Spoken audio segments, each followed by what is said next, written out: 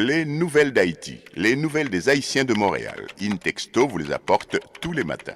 En audio, en texte, en images, sur 4 plateformes. En direct et en simultané sur le 102.3 FM Radio Centre-Ville, intexto.ca sur Facebook et en différé sur WhatsApp.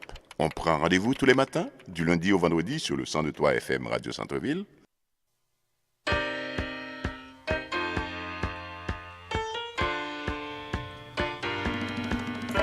On est le jeudi 19 avril 2018. C'est le magazine Nos Nouvelles qui entre chez vous. Nous sommes censés être en direct sur le 102.3 FM Radio Centre-Ville à Montréal et en direct sur Facebook, en différé sur WhatsApp 438-395-1256. Et j'ai avec moi, comme d'habitude, Jean-Étienne Dorsan. Bonjour. Bonjour Jean-Numa, bonjour à tout le monde. C'est un plaisir ce matin encore de vous retrouver avec la même chaleur pour vous apporter cette édition de Nos Nouvelles. Voilà. Et qu'est-ce qu'on va retrouver à cette émission sur le plan local? On va parler de baisse de naissance au Québec en 2017. Moins de 3%, imaginez-vous. Ouais. Et tu sais, quelle est la municipalité où on retrouve le moins de naissances? C'est à Montréal. Et c'est vraiment un contraste qu'on va essayer d'analyser un peu plus tard dans cette émission. Justement. Ouais, et puis surtout, on va aborder l'aspect avec la démographe Chantal Girard, l'apport des immigrants, des femmes immigrantes à la naissance à Montréal. On va parler aussi de transfert de nos 1,50$. Oui, ça revient encore de l'actualité avec une initiative que le sénateur Dumont, Patrice Dumont a pris au début de ce mois, où il a tenté de convoquer le ministre des Finances pour donner des explications sur le montant et qu'est-ce qu'on fait avec cet argent.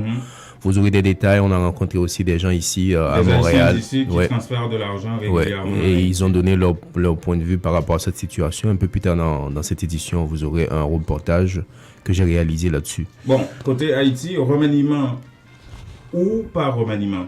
Ça, c'est la grande question qui se pose, mais ce qui est sûr, c'est que nous aurons ce matin plusieurs réactions dans ce dossier, particulièrement d'un député qui donne 3 jours, 72 heures au président Jovenel Moïse pour faire ce remaniement. Sinon, il annonce la couleur il parle même de renvoi du gouvernement en place. Finalement, ce sont les parlementaires qui dirigent. Ça, je me ferai un plaisir de commenter ça à la fin de l'émission. Et puis, il y a aussi le Hervé Denis, le ministre de la Défense, évidemment, qui a été au Parlement hier, où il a rencontré les sénateurs par rapport à la mise en place, encore une fois, de l'armée haïtienne. Vous aurez, mesdames et messieurs, des détails sur ces aspects de l'actualité en Haïti et d'autres informations. Je vous prie de rester avec nous. On marque une très courte pause, Jean Numa, et on revient tout de suite pour la suite des choses. Voilà. Digicel, toujours à la recherche de nouveautés pour vous, vous amène de tout nouveaux forfaits pour gâter ce que vous aimez et qui sont en Haïti. Ces nouveaux forfaits sont valables pour 30 jours et vous offrent 3 façons de rester en contact avec votre famille en Haïti. Par Internet et à travers des appels et des SMS. Restez connectés avec ce que vous aimez. Digicel vous offre plein de moyens de le faire. Ces forfaits sont disponibles chez tous les agents de Digicel, sur digiceltopup.com et sur l'application de Digicel Top Up. Termes et conditions applicables. Les nouvelles d'Haïti. Un événement évangélique gigantesque s'en vient à Montréal. InTexto vous apporte tous les matins. En audio, en texte, en images, sur 4 plateformes. En direct et en simultané sur le 102.3 FM Radio Centre-Ville, intexto.ca sur Facebook et en différé sur WhatsApp. On prend rendez-vous tous les matins, du lundi au vendredi sur le 102.3 FM Radio Centre-Ville.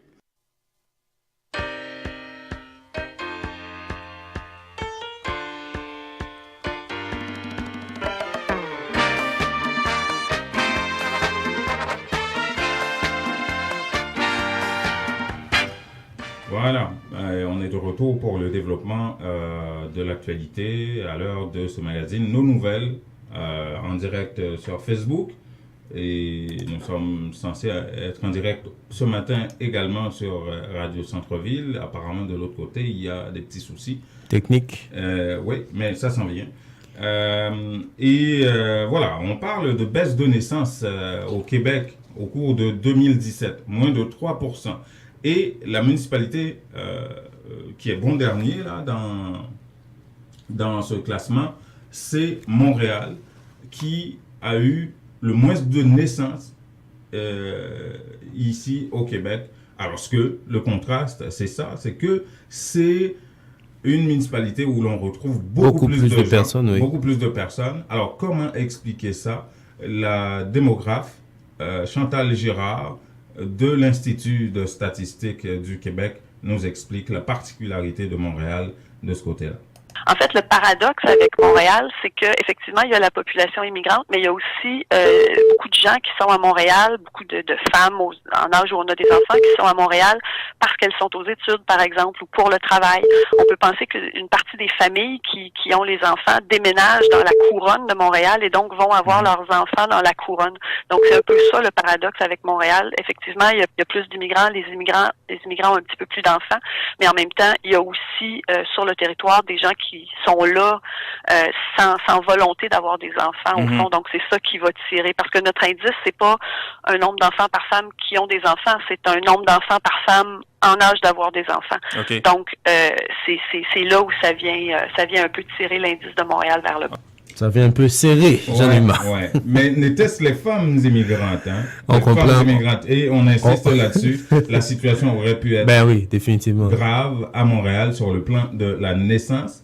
Alors, on retrouve de nouveau Chantal Girard, qui est démographe au sein de l'Institut de statistique du Québec, qui explique comment les immigrants participent, les femmes immigrantes en tout cas, participent à une petite hausse, à maintenir Montréal dans un niveau de naissance acceptable, plus ou moins. D'une manière générale, en partant du principe que les études tendent à démontrer que la fécondité des immigrantes est un petit peu plus élevée, est plus élevée que celle des non-immigrantes, effectivement, on pourrait penser que sans la fécondité des immigrantes, la fécondité serait plus faible au Québec et à Montréal, effectivement. Mais la différence n'est pas aussi grande qu'on pourrait le penser. Ce qu'on peut voir, c'est des fractions, là, des décimales de l'indice synthétique de fécondité, mais c'est sûr que ça a un effet dans ce sens-là. Voilà. Ah ben bravo les femmes immigrantes, vous enfantez beaucoup? Ah oui, définitivement. Hein? Bon, on en parlera peut-être après. Mais bon, bref, on parle d'un tout autre sujet, Jean-Étienne. Oui, on parle de l'immigration, on reste dans l'immigration, mais cette fois avec les Haïtiens et les taxes. On sait qu'on a, depuis 2011... On parle d'argent, là. Oui, c'est ça l'affaire. Depuis 2011... À chaque fois, tu fais beaucoup de transferts en Haïti, j'imagine? Oui, j'en fais pas mal, comme tous les Haïtiens, pour gérer un peu mes affaires là. Et dans ce que tu prévois envoyer à tes proches, il faut prévoir aussi 1,50$ pour l'État. Oui, c'est la réalité. Le président Martelly, depuis sa campagne électorale, l'avait annoncé. Ils allaient prendre des taxes un peu partout pour accomplir certains projets. On va pas faire les commentaires. Ça a été fait depuis en 2011. Mais là-dessus, il y a beaucoup d'inquiétudes sur la gestion même de l'affaire. Et on continue à se poser des questions jusqu'à maintenant, même après le départ du président Martelly. Donc,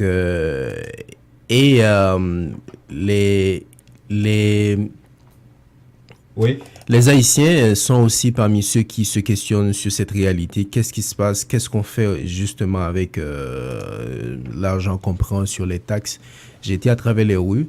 J'ai rencontré des gens assez fascinants, intéressants, qui envoient de l'argent systématiquement, mais qui n'ont pas de problème à ce qu'on puisse prendre les taxes, mais ils se questionnent évidemment sur ce qu'on va faire avec cet argent. Mais le plus important, c'est comme on l'a dit au début du mois d'avril, le sénateur Patrice Dumont a pris une initiative pour demander au président du Grand Corps de faire venir le ministre de l'économie et des finances pour donner des détails où on en est, qu'est-ce qu'on a comme montant, qu'est-ce qu'on fait avec cet argent. Malheureusement, il y a eu un petit problème dans la procédure qu'il a fait pour ça. Il est en train de reprendre la correspondance, mais il se dit déterminé pour trouver des réponses à tout ça.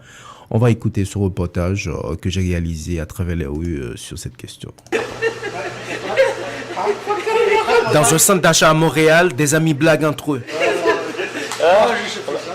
Juste à côté, un bureau de transfert d'argent. De temps en temps, une personne arrive. Une autre s'en va. C'est comme ça à longueur de journée.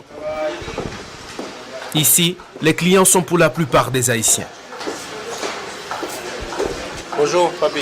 Bonjour. Comment est? À la sortie de cette maison de transfert, Mathurin Augustin plie son reçu. À 75 ans, M. Augustin ne travaille plus. Pourtant, il vient assez souvent envoyer une petite somme à ses proches en Haïti. Pour lui, il s'agit tout simplement d'une obligation. Mon cher, tout le temps là, je petit moi, m'a couru.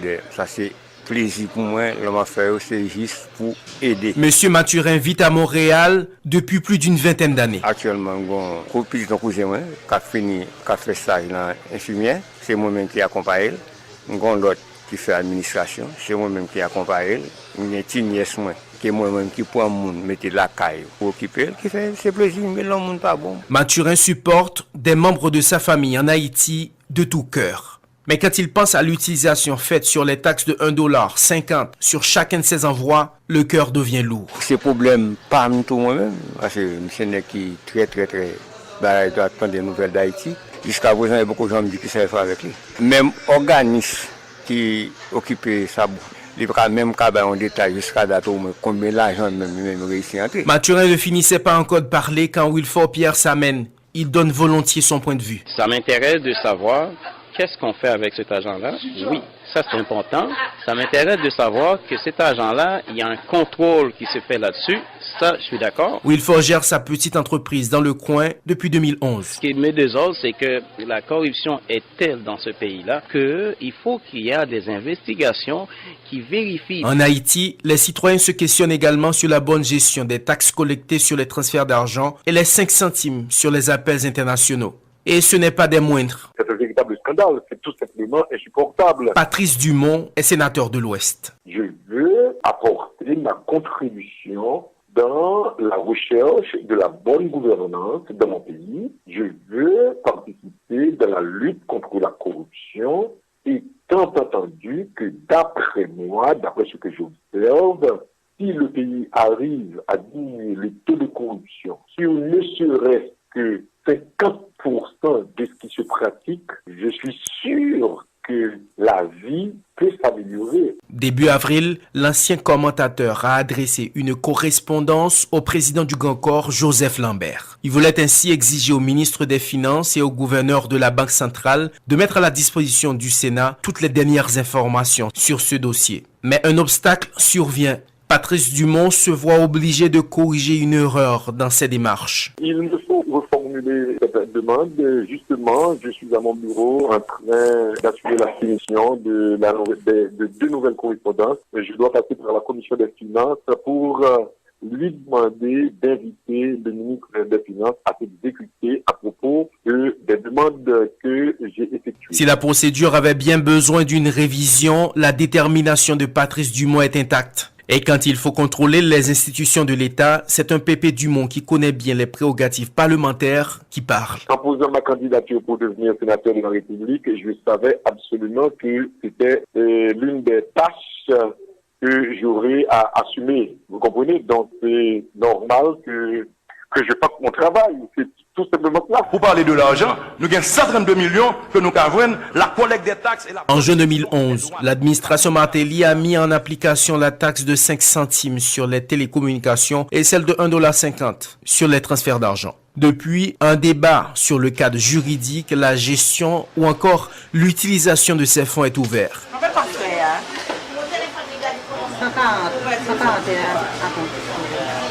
En Haïti, à Montréal ou ailleurs, des interrogations persistent. À l'attente des réponses, Marie vient régulièrement ici pour faire des transferts d'argent vers Haïti. Comme Wilford et Mathurin, elle souhaite que l'initiative du sénateur Dumont puisse aboutir. Jean Etienne Dorson, Montréal, Intexto.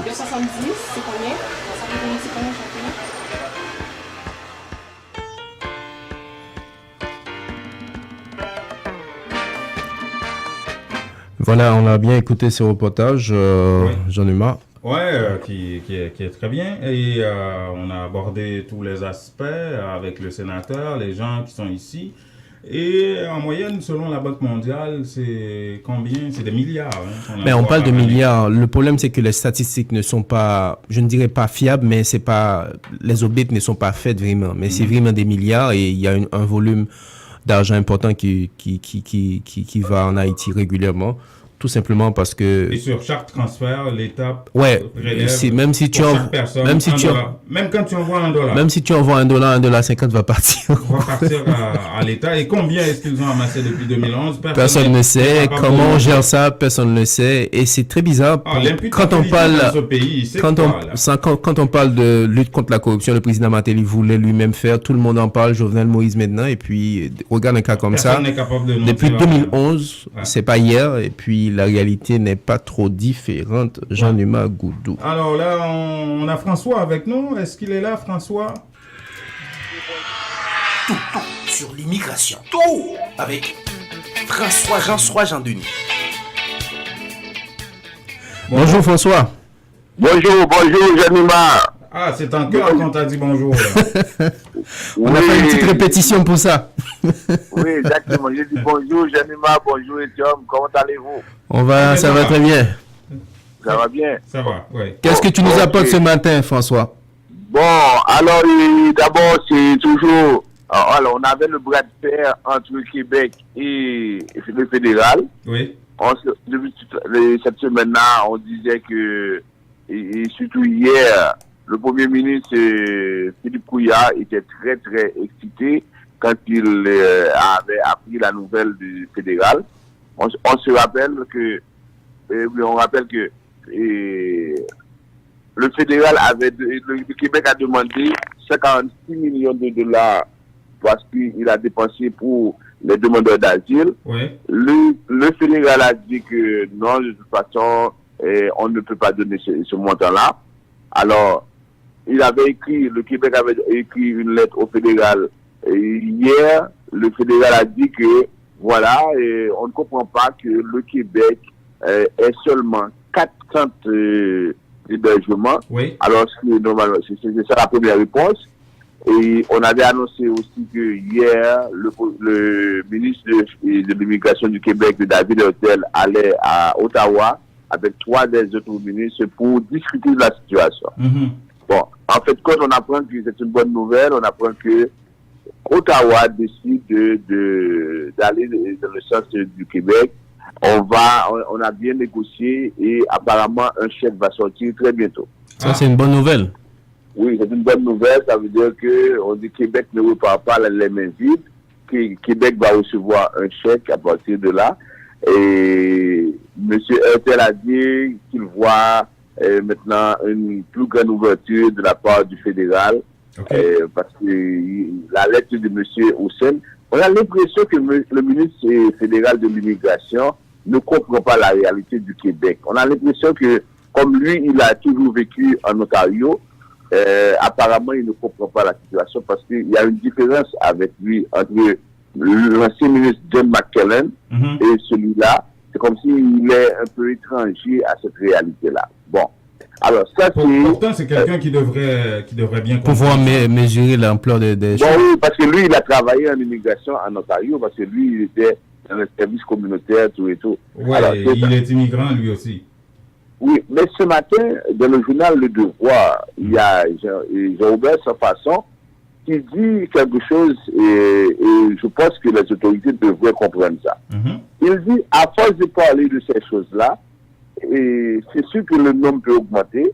Et en plus de ça, quand maintenant un migrant va passer 2 ans au pays, avant d'avoir une audience, avant la fin des processus, on risque de voir que ces immigrants-là disparaissent de la nature. Définitivement. Ça veut dire que... On ne retrouve pas sa trace non, en fait... Oui, parce que quand les gens vont passer 2 ans, et pendant tout le processus, et on sait que la situation dans leur pays ne va pas changer. On sait que Donald Trump ne va pas changer. Alors, ça veut dire que là, ces gens-là ne vont pas nécessairement retourner. Alors, c'est dans le journal Le Devoir, c'est Jean-Robert Saint-Fasson qui écrit, dans son éditorial, il y a un risque de voir ces gens-là disparaître de la nature. Et avec ça, maintenant, le Canada va se retrouver avec beaucoup de personnes illégales qui vont travailler dans le noir, qui vont vraiment être en situation difficile.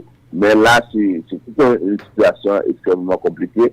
Alors, ça, je voulais porter à l'attention des auditeurs et auditrices de l'émission Nos Nouvelles.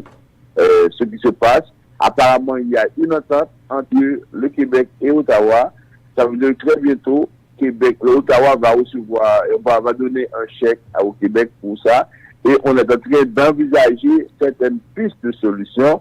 Et au niveau de la frontière, on dit que maintenant, on va faire un tri, on va essayer de voir si on peut renvoyer ces gens-là dans les régions directement. OK. Au lieu d'envoyer tout le monde à Montréal, on est en train de voir si au niveau de la frontière, on peut dire, OK, organisez-vous. Mais pour les gens qui n'ont pas de famille, je comprends qu'ils peuvent aller, mais parce que souvent, il y en a qui ont des familles ici, mais qu'il y en a qui savent que Montréal, c'est la ville où il y a plus de possibilités. Ouais. Alors, est-ce qu'à ce moment-là, ils s'en vont dans les régions? On ne sait pas. Ça, c'est la grande question. François, c'est le gouvernement essaye de... Enfin, les deux paliers de gouvernement essayent de résoudre un problème qui ne date pas d'hier. Vous savez, il y a une pratique, par exemple, au Québec, que des entreprises en bourse, par exemple, viennent tous les jours à Montréal chercher des travailleurs pour les amener travailler en bourse et les ramener en autobus. Pourquoi ces gens-là n'habitent pas en bourse, tout simplement? Définitivement. Ah oui, tout à fait. Mais les gens ne veulent pas parce que Montréal, c'est la ville où il y a plus de possibilités. Alors, c'est comme on sait dans notre langage, on parle de en dehors la ville. Ouais. Alors, avec ça, maintenant, là, aller dans les régions, et encore dans les régions, et les gens sont encore plus tolérants qu'à Montréal. Alors, il y a aussi peut-être que les gens peuvent être victimes de discrimination aussi dans les régions. Ça, il faut s'attendre à ça. Hein? Ouais. Oui, tout à fait. Il y a tout ça dans l'affaire. Voilà un peu la situation et on va essayer de faire le tri. Mais il faut dire, mes amis, ça participe vraiment à la stratégie électorale du Parti libéral. Parce que le Parti libéral a peur que la CAQ bénéficie ou bien utilise cet argument de l'immigration irrégulière contre lui. Parce que les gens au niveau de la population québécoise, ils sont inquiets et ils posent la question. Quand vous parlez, moi, à mon bureau, j'ai une Québécoise, imaginez, qui travaille. Ouais. Alors, imaginez, elle me dit, mais moi, ça m'inquiète. Et puis, d'autres disent, c'est la même chose. Ça inquiète les gens, effectivement. Ouais. Alors, pendant les élections, les gens, quand ils vont choisir, ils vont penser à ça également. Mm-hmm. Alors, vous voyez, c'est une situation que les libéraux essaient d'utiliser pour essayer de quand, par exemple, la CAQ, pendant les élections, on va dire, vous n'avez pas géré le dossier. On va dire, non, on a fait pression, on a fait ceci, on a fait cela. Alors, vous voyez, c'est un peu ça. Et puis, heureusement que le fédéral accepte de collaborer, parce que ce bois de fer-là aurait eu des conséquences graves sur l'arrivée des migrants. Voilà, merci beaucoup François Jean-Denis, qui dirige la firme spécialisée en immigration, Vision Max Service. Merci beaucoup. est déjà parti. Alors, on va marquer la courte pause. Quand on revient, on va faire un peu le tour de l'actualité haïtienne, mesdames et messieurs. Avec Digicel, toujours à la recherche de nouveautés pour vous, vous amène de tout nouveaux forfaits pour gâter ce que vous aimez et qui sont en Haïti. Ces nouveaux forfaits sont valables pour 30 jours et vous offrent 3 façons de rester en contact avec votre famille en Haïti. Par Internet et à travers des appels et des SMS. Restez connectés avec ce que vous aimez. Digicel vous offre plein de moyens de le faire.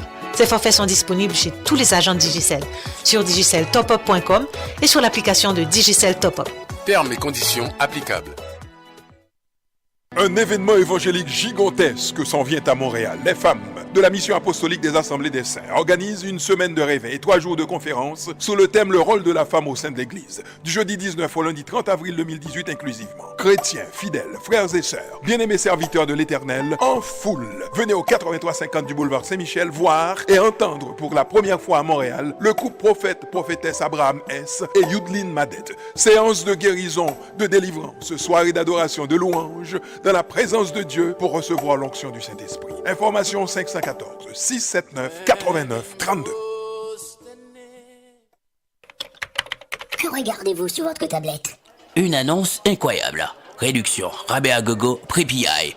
Cosmétique multi-ethnique baisse ses prix et ça ne va pas s'arrêter. Les prix les plus bas. L'entrepôt des produits de beauté cite aussi de nouvelles promotions comme les tresses expression liquidées à seulement 4,25 $. Cosmétique multi-ethnique, une vaste sélection de styles, de marques et de types de produits de beauté en tout temps. Si vous trouvez moins cher ailleurs, Cosmétique multi-ethnique vous rembourse le double la différence. Cosmétique multi-ethnique 4290 et Bélanger à l'est du boulevard P9. Téléphone 514 89 549. J'adore Cosmétique multi-ethnique. La beauté à petit prix, ça marche. Ou al fait affaire avec une compagnie de green gauche tête bobèche pour régler dossier immigration au Canada pour te faire économie bout de chandelle ou à venir plein on prend refus parce que dossier mal préparé, formulaire t'es mal rempli ou même qui te voulait ça me t'es parlé. Tu vois, pour le même genre de dossier, Ti George WhatsApp, Fanny, Madame Joe Facebook et moi-même avions tous obtenu satisfaction pour avoir fait affaire avec Vision Max Service, cabinet spécialisé en immigration. Vous qui rêvez d'immigrer, d'étudier au Canada ou tout simplement de visiter le pays, Vision Max Service. Vous comptez demander un super visa, venir investir ou vous établir en tant que travailleur qualifié. Vision Max Service, un label de qualité. Vision Max Service, c'est le travail de professionnels qui étudient, traitent, suivent votre dossier. Ils vous conseillent, vous encadrent, vous accompagnent dans toutes vos démarches pour des résultats 100% excellents. 273 Lalu, coin Ruelle Vaillant, Port-au-Prince, téléphone 48 20 78 18, 22 09 76 82.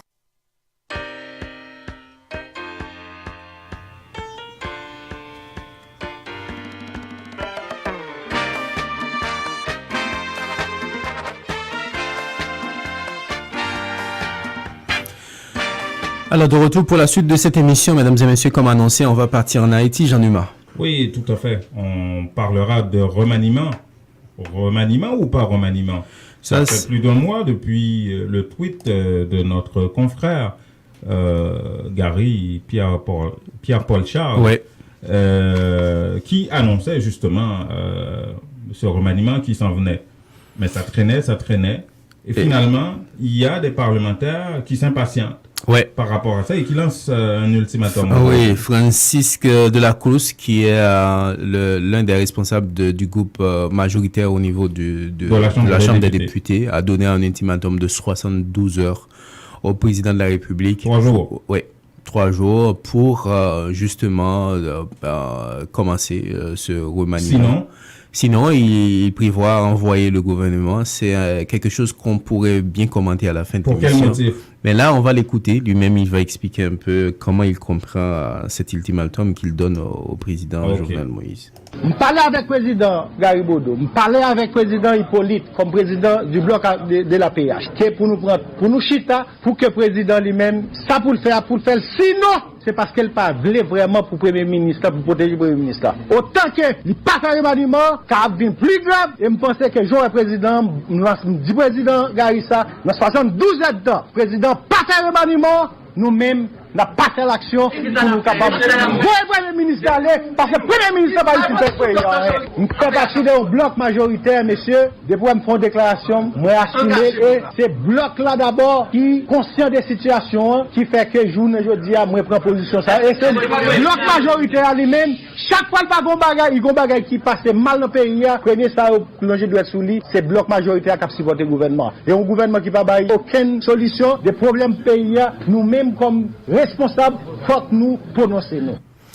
Voilà, c'est clair dans ses déclarations, mais il a insisté un petit peu. Ça a la vertu d'être clair. Ouais. Mais il précise que définitivement, il va falloir qu'on fasse ce remaniement-là parce que justement, le peuple souffre. Il y a beaucoup de problèmes en Haïti liés à selon lui, à la gouvernance même du pays. Okay, mais c'est un remaniement qui va régler ces problèmes-là. En tout cas, on va le voir dans les commentaires à la fin. Okay. Écoutons à nouveau ce parlementaire qui précise.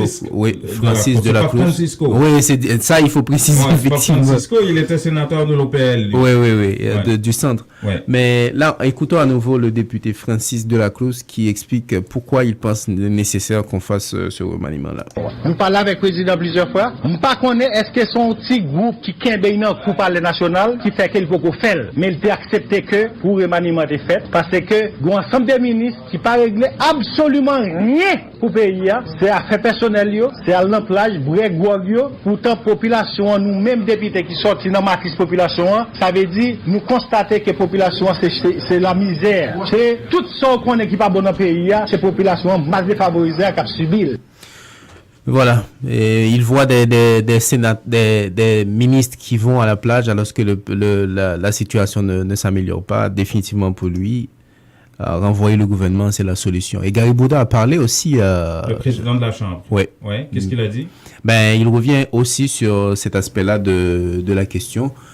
Là-dessus, je vais vous inviter à écouter son point de vue rapidement sur ça. À la sortie de cette maison de transfert, Mathurin Augustin plie son reçu. À 75 ans, M. Augustin ne travaille plus.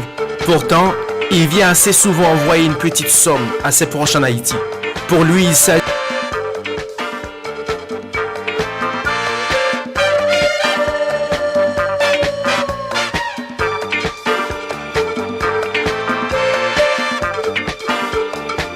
À la sortie de cette maison de transfert, Mathurin Augustin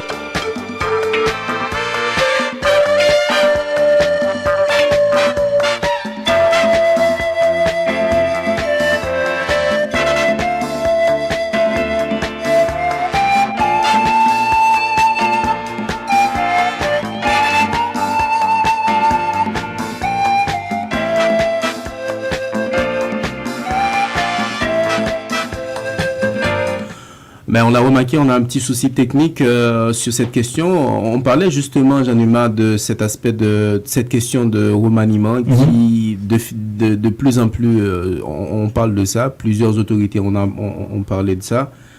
Et c'est clair qu'à la fin de l'émission, on va faire des commentaires là-dessus. Et je vais, mesdames et messieurs, essayer de vous apporter à nouveau les déclarations de Garibouda justement sur cette question-là.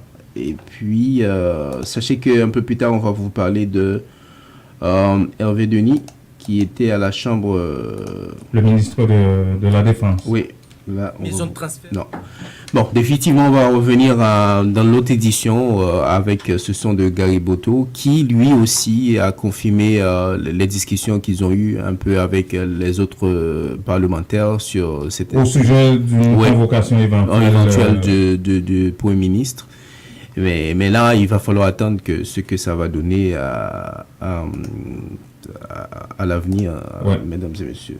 Plateforme nationale secteur populaire haïtien, par rapport à la situation générale du pays, par rapport à la vie chère constatée, par rapport à toute l'inflation et cap galopé. Donc, plateforme a demandé au président de la Chambre des députés, on rencontre. Donc, moi-même, comme président, je fait m'accompagner d'un groupe de députés, yo même tout pour échanger avec plateforme nationale et secteur populaire. Donc, il y a des recommandations au fait nous, tant que vous pensez que le pays va gérer, vous pensez que au niveau gouvernement, il faut qu'il y ait des changements. Vous allez même plus loin tout. Vous demandez c'est tout gouvernement qui peut changer. Donc, c'est une rencontre assez fructueuse et ça te fait nous plaisir tout pour nous.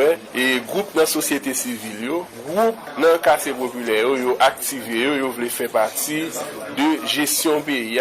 Donc, vous constituer tête comme des plateformes, comme des observateurs avisés par rapport à la mise en œuvre des politiques publiques en Haïti. Donc nous-mêmes, nous prenons toutes les recommandations que nous faisons. Donc nous allons gagner pour nous rencontrer le président de la République là, pour nous faire écho de revendications plateforme nationale secteur populaire haïtien qui c'est une gros plateforme qui représentait le secteur populaire en Haïti. Mais nous-mêmes, au niveau Chambre des députés, il y a une telle réflexion qu'a fait à travers le bloc politique, à travers le président de la commission. Nous songeons, il y a un député qui est très influent dans le bloc majoritaire, qui est le Francis Delacroix, et c'est député ça qui demande des remaniements. Et comme président de la Chambre, député Delacroix, bon, moi, 72 heures pour président remanier le gouvernement.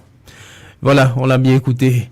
Alors, on reste en Haïti, on va parler cette fois encore de sécurité de l'armée haïtienne. Vous savez, le ministre Hervé Denis était au Parlement hier. Il a rencontré des sénateurs, des parlementaires par rapport à la mise en place, encore une fois, des forces armées d'Haïti. le sénateur, l'un des parlementaires qu'il a rencontré, Jean-Marie Ralph Etier, se dit satisfait des échanges qu'ils ont eus.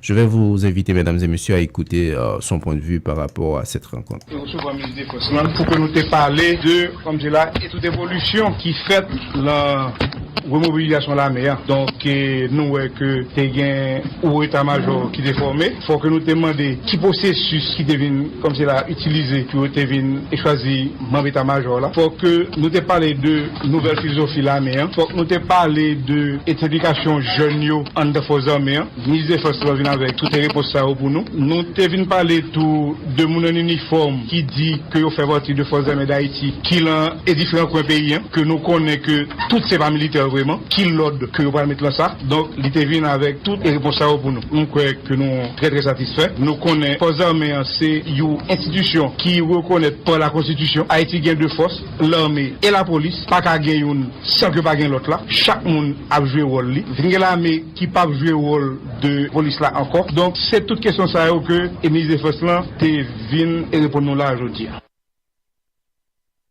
Alors, le ministre de la Défense lui-même, il a expliqué comment a été les échanges avec le Parlement. On va rapidement l'écouter justement sur ce sujet, Jean-Numa. Nous avons parlé de façon que l'état-major là est nommé. Nous connaissons une critique surtout qui est venue de manière répétitive sur un état-major qui sortit presque de même promotion que tu as souhaité l'intergénérationnel. Ça nous a dit là-dedans, nous-mêmes tous nous soucieux de l'idée que l'état-major là doit refléter un petit peu beaucoup plus de générations et ni de notre côté aussi avec l'arrivée maintenant des femmes que nous allons gagner dans l'armée, nous avons peut-être même une dame au sein de l'état-major. Mais malheureusement, nous fait comprendre que l'armée depuis 23 ans était en veilleuse, donc il y a un pile membre état-major qui est capable de faire partie de l'état-major et soit que eux même ils sont pas disponibles encore, d'autres questions d'âge, d'autres encore et d'autres membres qui sont plus jeunes et plus directement pour des questions intergénérationnelles, malheureusement dans l'armée qui est encore très hiérarchisée de ce côté-là, fait pas bien l'âge comme officier supérieur pour être capable de faire partie de l'état-major, tout en avec Digicel, toujours à la recherche de nouveautés pour vous, vous amène de tout nouveaux forfaits pour gâter ce que vous aimez et qui sont en Haïti. Ces nouveaux forfaits sont valables pour 30 jours et vous offrent 3 façons de rester en contact avec votre famille en Haïti. Par Internet et à travers des appels et des SMS. Restez connectés avec ce que vous aimez. Digicel vous offre plein de moyens de le faire. Ces forfaits sont disponibles chez tous les agents de Digicel, sur digiceltopup.com et sur l'application de Digicel Top Up. Termes et conditions applicables. Un événement évangélique gigantesque s'en vient à Montréal. Les femmes de la mission apostolique des Assemblées des Saints organisent une semaine de réveil et 3 jours de conférences sous le thème « Le rôle de la femme au sein de l'Église » du jeudi 19 au lundi 30 avril 2018 inclusivement. Chrétiens, fidèles, frères et sœurs, bien-aimés serviteurs de l'Éternel, en foule, venez au 8350 du boulevard Saint-Michel voir et entendre pour la première fois à Montréal le groupe prophétesse Abraham S. et Yudlin Madet. Séance de guérison, de délivrance, soirée d'adoration, de louange, dans la présence de Dieu pour recevoir l'onction du Saint-Esprit. Information 514 679 89 32. Que regardez-vous sur votre tablette? Une annonce incroyable. Réduction, rabais à gogo, prix PI. Cosmética multi-ethnique à baisse ses prix et ça ne va pas s'arrêter. Les prix les plus bas. L'entrepôt des produits de beauté cite aussi de nouvelles promotions comme les tresses expression liquidées à seulement 4,25$.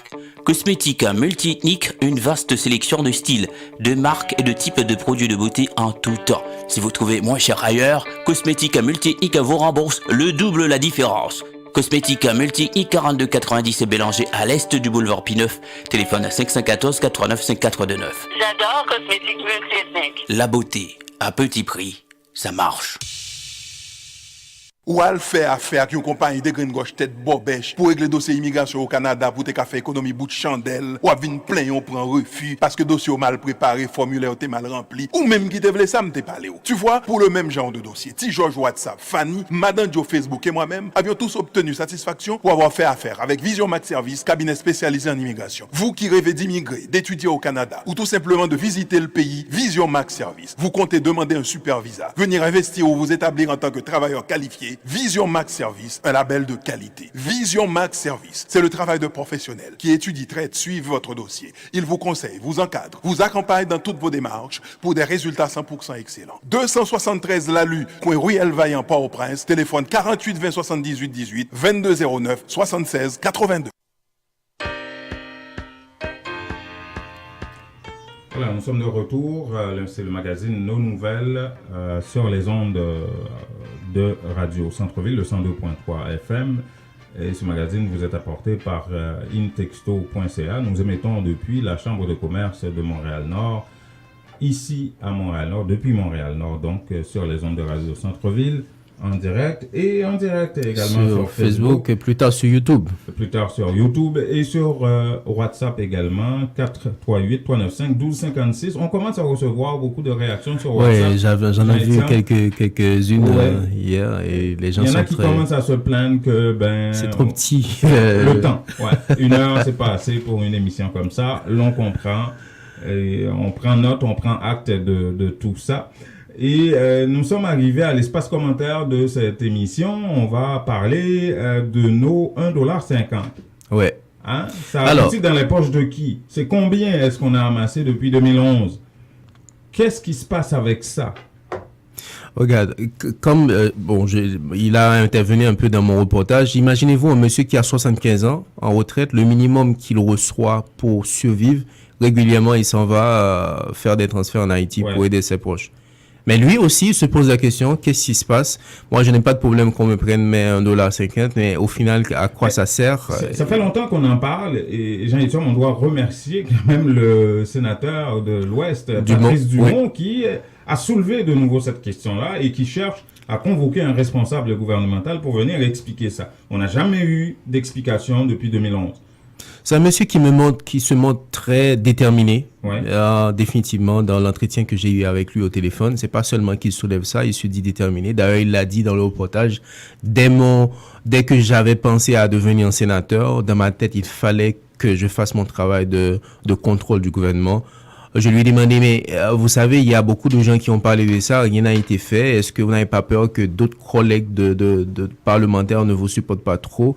Il m'a dit, il a compris, effectivement, il va essayer de trouver des alliés. Mais ce qui est sûr, c'est qu'il veut aller jusqu'au bout de ça, il veut avoir des informations, même s'il y a eu au début des petits problèmes de procédure. Apparemment, il y a des aspects de la procédure pour convoquer le ministre qui n'a pas été respecté. Il est en train de revoir tout ça. Alors, sur le terrain, non seulement j'ai parlé à des gens qui envoient de l'argent, j'ai des Haïtiens que j'ai rencontrés aussi qui donnent leur point de vue sur ce que l'argent pourrait bien faire pour le développement du pays. Peut-être dans un autre aspect, on pourra en parler.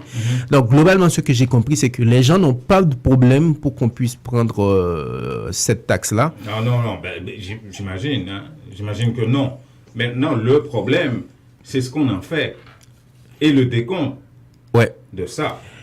Combien est-ce qu'on a amassé? Moi, personnellement, j'aimerais le savoir. Tu sais, c'est comme si on est dans un rêve, dans le sens où on ne saurait imaginer que depuis tout ce temps-là, déjà, je me rappelle bien, quand on a commencé à prendre cet argent, l'opposition haïtienne disait à M. Martelly, on ne sait pas ce que vous faites, il dit, OK, pas de problème, on va prendre l'argent et mettez les cadres pour ça, et jusqu'à maintenant il n'y a rien. Le premier problème, c'est qu'il n'y a pas un cadre légal réel qu'on sait quelle loi qui gère ça, malgré qu'il y a des parlementaires pro ou contre depuis tout ce temps-là. Deuxièmement, on ne sait pas combien il est, où se trouve cet argent. Troisièmement, on ne sait pas réellement ce qui se fait avec cet argent, parce qu'au début, le président Martelly, quand il a pris ça, parlait de la possibilité, ils allaient utiliser cet argent-là dans l'éducation. Est-ce que ça a été fait que dans l'éducation? Où se trouve cet argent? Depuis 2011, maintenant on est en 2018, la question reste pendante, et vraiment ça c'est quelque chose qui décore négativement la réalité en ce qui a rapport à la corruption et la gestion des fonds en Haïti. À un moment où on va partout au Mexique, ailleurs, demander de l'aide, comment vous pouvez nous soutenir pour faire notre armée, comment vous pouvez nous soutenir pour avoir une ambulance ou quoi que ce soit. Et puis nous, la contribution qu'on fait ici dans la diaspora ou ailleurs, on ne sait pas où c'est une idée excellente, et la majorité des Haïtiens qui vivent à l'étranger, j'imagine, sont d'accord avec ça. Maintenant, le problème, c'est les rapports par rapport à la gestion de cet argent. Et personne ne sait combien, depuis 2011, l'État haïtien a amassé grâce à cette initiative-là. Et qu'est-ce qu'on en a fait? Il n'y a aucun cadre pour ça, comme tu l'as souligné. Les parlementaires, ça fait quoi? Une deuxième législature, là? Définitivement, c'est une autre législature. Il y en a des anciens parlementaires, des nouveaux, des pros ou des contre, mais la réalité ne change pas. En deux législatures, on n'a pas réussi à définir un cadre légal pour ça. Et aucun gouvernement n'a jamais réussi à nous dire qu'est-ce qu'on a fait de tout cet argent qu'on a amassé et qui vient de nos poches à nous. Mais tu sais ce qui est vraiment bizarre dans cette affaire, Jean-Numa, c'est que je me demande est-ce qu'il y a une volonté de faire ça dans le sens où collecter des données, par exemple, sur ces choses-là, c'est très facile. Ouais. C'est là déjà, c'est sur les ordi déjà, c'est les transferts qui envoient ça régulièrement. Tu n'as fait que l'addition, c'est pas quelque chose quand c'est les gens qui vont venir un peu partout apporter de l'argent. Les compagnies de téléphonie maisons de transfert, ils ont ces données-là. On est capable de déterminer combien. C'est pas compliqué, c'est pas si compliqué que ça d'avoir les données si on a la volonté de le faire. Ouais. Et c'est là que évidemment, il n'y a aucune maison de transfert qui va... c'est normal. Toi, si tu étais... Mais si l'État veut savoir ou les parlementaires veulent savoir, il y a des moyens de discuter avec les maisons de transfert qui pourraient facilement, j'imagine, comment dire, partager leurs données avec les responsables de l'État haïtien afin de déterminer combien et donner un rapport aux Haïtiens de l'étranger, la diaspora, qui, de manière générale, qui cherche à comprendre et à savoir, mais qu'est-ce qu'on a fait de ça, combien est-ce qui a été amassé, en quoi ça a été dépensé et comment. Et c'est simple comme ça. Mais apparemment, c'est la mer à boire, tout ça, pour l'État haïtien. Bref. Finalement, ce sont les parlementaires qui dirigent. Hein. Écoute, moi... Ils ne légifèrent pas, ils dirigent. Personnellement, je ne comprends pas la déclaration de ces députés-là, pour deux raisons. La première, c'est que, écoute, tu te dis être proche du gouvernement, tu es majoritaire, tu as les oreilles du président, tu as dit que tu as déjà parlé de ça. Mais pourquoi venir sur les zones quelques jours plus tard donner des ultimatums? Moi, mon intuition me dit qu'il n'y aura pas l'ultimatum va expirer, il n'y aura pas de changement, à mon sens, selon mais écoute, 3 jours. Qu'est-ce qui te fait dire ça? Moi, je pense que c'est pas l'ultimatum du député qui va dire à faire à Jovenel Moïse, on a 3 jours là, il faut qu'on fasse un gouvernement. Ça ne se fait pas comme ça. Encore moins dans un parlement comme ça. Dommage, c'est pas la meilleure formule de faire, mais les parlementaires, pour changer un gouvernement en Haïti, c'est très compliqué. Même si c'est pas dans la théorie, dans la pratique, parce qu'il y a plein de consultations qu'il faut faire. Il faut, que ce soit au niveau de la Chambre des députés au Sénat, ça prend un certain nombre de temps, même une procédure pour faire ça. Je ne pense pas c'est parce que il donne l'ultimatum et que Jovenel Moïse d'un coup va dire ok, si on ne fait pas ça, on va être tué au 3e jour, il faut qu'on fasse ça. Je ne pense pas. Et moi je peux vous garantir, bon, je n'ai pas l'argument correct pour supporter ça, mais mon intuition me laisse croire que l'ultimatum va expirer, il n'y aura pas de changement de gouvernement et le gars il pourra pas envoyer le gouvernement non plus. Et puis écoute, tu crois vraiment ça? J'appuie sur... Jacques Lafontaine ne voudrait pas garder sa fonction de Premier ministre. Je n'ai jamais dit ça. Mais je dis que je ne pense pas que c'est l'ultimatum de ce monsieur-là qui va changer les choses, qui va bouger les choses. Parce que ça prend tout un ensemble de procédures, des négociations qui doivent se faire, etc. En tout cas, ça ne serait pas compliqué de renvoyer le Premier ministre et tout le gouvernement. Ça ne serait pas compliqué. S'ils sont déjà majoritaires au Parlement, il suffirait que seulement la Chambre des députés convoque le Premier ministre et que cette majorité-là trouve un motif imaginaire ou un motif quelconque pour renvoyer le Premier ministre et puis... Mais voilà, dans le passé récent d'histoire de ce Parlement-là, il y a juste quelques années, il y a plein de bruits qui ont été faits. On va faire ci, on va faire là, malgré avec Bon, il y a même des premiers ministres qu'on a convoqués 1000 fois, ils n'ont même pas... Ils sont même pas venus au Parlement et puis écoute, c'est la politique qu'on fait, tu comprends? Okay. Il y a les choses qu'on dit dans la presse, des faits du bruit, il y a la réalité aussi de la chose. De toutes les façons, 3 jours, c'est pas une éternité. On va voir ce que ça va donner, mais moi, j'ai l'impression que ça va pas changer grand-chose et je doute fort que c'est l'ultimatum qui va faire ça. Et puis, de toutes les façons, quand tu es député... Tu es tellement confiant. Bon, en tout cas, comme je te dis, je ne l'appuie pas sur des données scientifiques. C'est pas un argumentaire solide, mais mon intuition me laisse croire qu'il n'y aura pas grand-chose. C'est pas ce but-là au micro des journalistes qui vont changer les choses, sincèrement. En plus de tout ça... En tout cas, si moi-même, tu étais Premier ministre et que tu étais à la place de Jacques Guy-Lafontaine, un gars porte-parole du bloc majoritaire à la Chambre des députés, qui lance un ultimatum comme ça et qui risque de te convoquer comme Premier ministre et te lancer dans la face une raison quelconque pour te renvoyer, tu allais rester de glace et ne pas réagir par rapport à... écoute bien sa déclaration. Il n'a même pas parlé du Premier ministre. Il parle du président Jovenel Moïse. Est-ce que tu as compris ça? C'est une nuance importante à comprendre. Oui. Normalement, il devait fixer... C'est parce que dans la façon de faire en politique, si le Premier ministre veut faire un remaniement, il doit s'asseoir avec le président et discuter avec lui, même si ça relève du Premier ministre. Mais il va quand même discuter avec le président, là. Bon, de toutes les façons, on va voir. Mais si j'étais à la place de ce député-là, justement, j'essaierais de dire ça en face au Premier ministre avant de venir faire tout ça dans la presse. On a que 3 jours. On va voir ce que ça va donner. Et puis, c'est pas une éternité. Il y a un problème dans la manière de gérer les affaires de l'État. Bien sûr. T'as un député, c'est pas l'émotion, c'est pas... Du bloc majoritaire, vous venez pas sur la place publique. C'est pas les maires seulement. Discuter d'une question de remaniement. Oui, il a dit qu'il en a discuté en privé avec le chef de l'État, ça faisait depuis plusieurs jours déjà, et qu'il ne réagissait pas.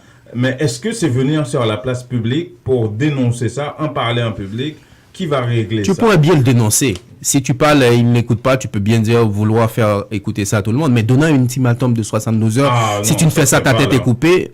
Écoute, moi, je pense qu'il y a beaucoup plus d'émotion dans ça que de la tête, tu vois. Non, le problème, c'est venir sur la place publique en parler. Il aurait pu faire ça, mais sans donner d'ultimatum non plus. Tu comprends? Parfois, les gens écoutent. Je peux venir te voir en politique rapidement. Ce n'est pas, à mon avis, politiquement correct. C'est peut-être vrai, mais en politique aussi, je peux venir te voir, on dit les choses, et puis ça aura un autre impact quand je vais parler ça sur la place publique. Mais donner un ultimatum, si tu ne fais pas ça, moi, je te coupe la tête, je ne comprends pas. Bon, il est 7h57, Jean-Étienne. Le temps passe, et puis on va se préparer pour une nouvelle édition. Oui, on est sur les ondes de Radio Centre-Ville, on a commencé un peu en retard, ça c'est de notre faute. Il y a eu un souci, un oubli. On s'en excuse. Demain, on va commencer à l'heure. On a ce problème-là à régler. Commencer à l'heure. Alors, ici, Jean-Louis Magoudou. J'étais avec Jean-Étienne Dorsan pour le magazine Nos Nouvelles. On était en direct également sur Facebook. Bonne journée, madame, messieurs. Vous écoutez le 102.3 FM Radio Centre-Ville à Montréal. À demain.